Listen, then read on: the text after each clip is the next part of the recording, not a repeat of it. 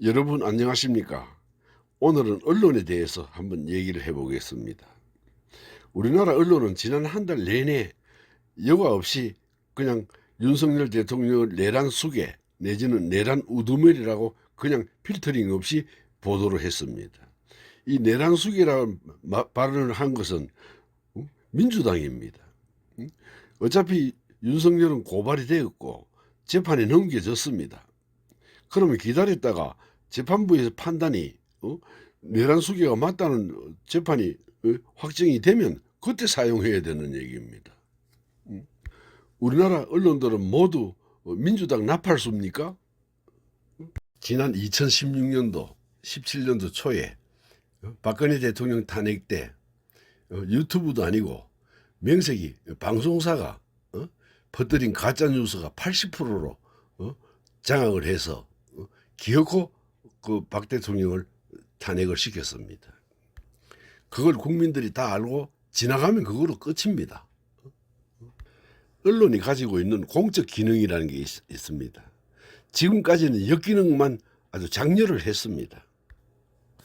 광우병 사태, 성주 사드 기지 사태, 그 다음에 후쿠시마 오염수, 이걸 그렇게 떠들고 좌파들은 그렇다면 이런 나라를 우리 후손들에게 물려줄 수 없느니 이러면서 적당하게 둘러대 가지고 그냥 집회를 하고 국정을 마비를 시켜버린 정도입니다.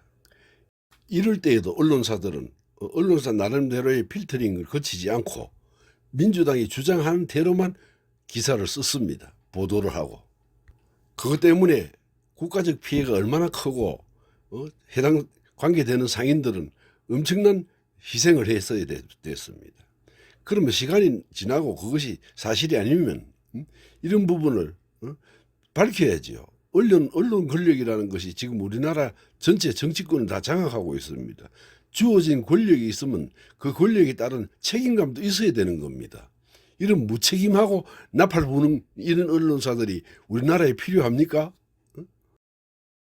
방송사 시사 토크에 좌편향 평론가가 한다는 소리가, 국민의힘 의원들은 정광훈 집회 같은 데나 다니면서 선동을 같이 하고 이렇게 다니면은 국민들한테 지지를 받기 매우 힘들 것이다, 이렇게 얘기를 합니다.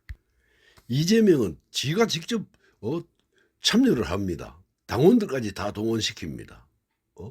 민노총이 하는 집회장 바로 옆에서 1시간 정도 터울을 줘가지고 해가지고 그 사람들까지도 흡수를 시켜서 같이 해보려고 안간힘을 씁니다.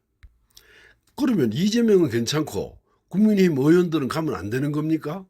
이런 균형 감각도 없는 방송을 느저시 평론가라는 일들 앞세워가지고 편파 보도를 하는 겁니다.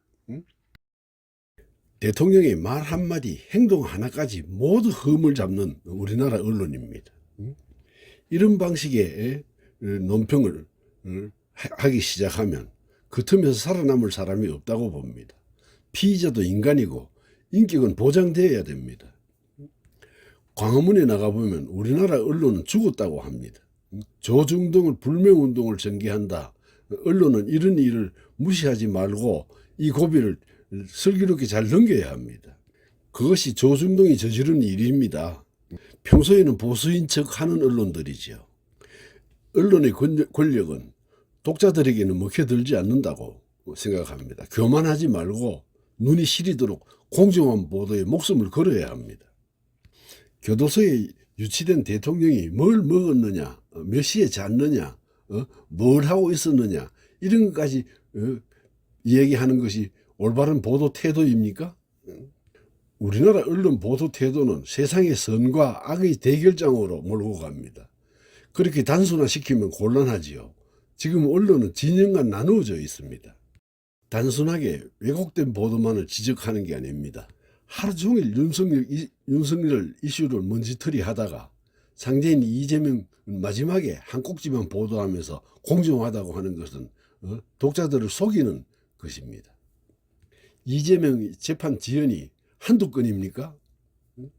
순기능의 언론은 언론사들을 운영하는 사주의 도덕성과 공익성이 최고의 가치가 되는 사람이 해야 됩니다. 흔히들 신문을 교과서라고 하지요. 그만큼 미래지향적이고 공정의 가치가 생명입니다. 우리나라 언론을 국민들이 믿나요? KBS 1TV를 빼면 전부 상업방송이거나 상업용 신문입니다. 결국 광고비나 구독료로 살아간다면 유튜브들과 생리가 다른 점이 뭐 한 가지라도 있나요?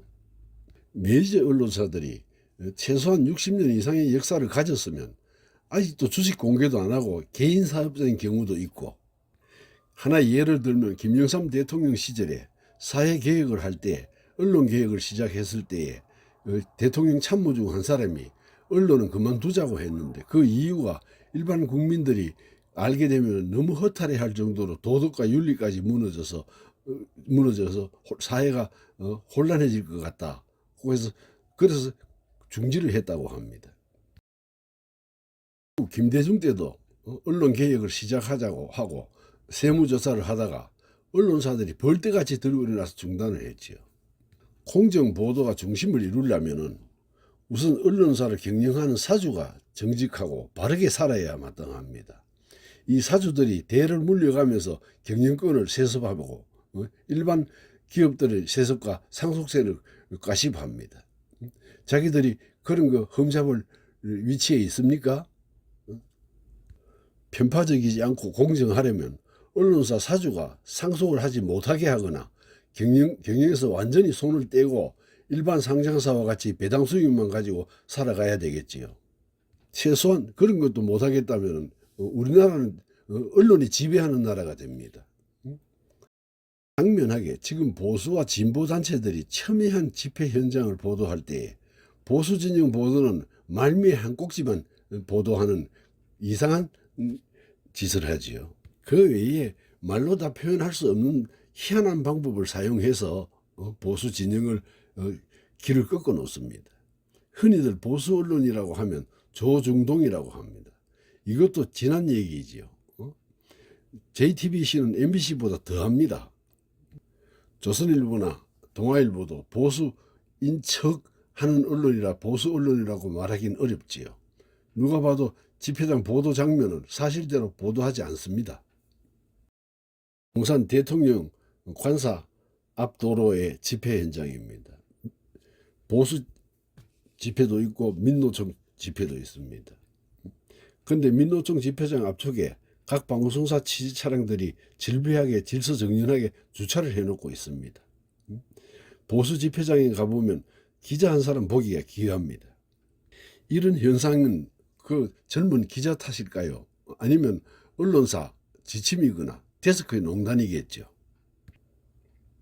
특히 종편 방송들이 생기면서부터 시사 토크 시간이 많이 편성되어 있고 별 자격도 안 되는 평론가들이 매일 출연하는 사람들이 이 방송 저 방송 다니면서 방송 출연 앵벌이 하는 사람들만 무슨 평론가라고 해서 하루 종일 그냥 했는 말 또 하고 또 하고 합니다.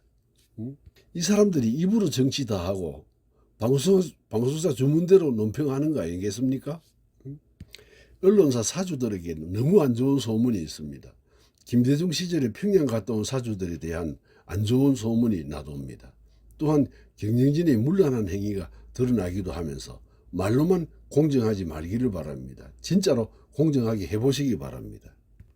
젊고 패기 있는 젊은 기자들이 공정성마저도 꺾어버리지 말고 그들의 꿈도 키워주길 바랍니다.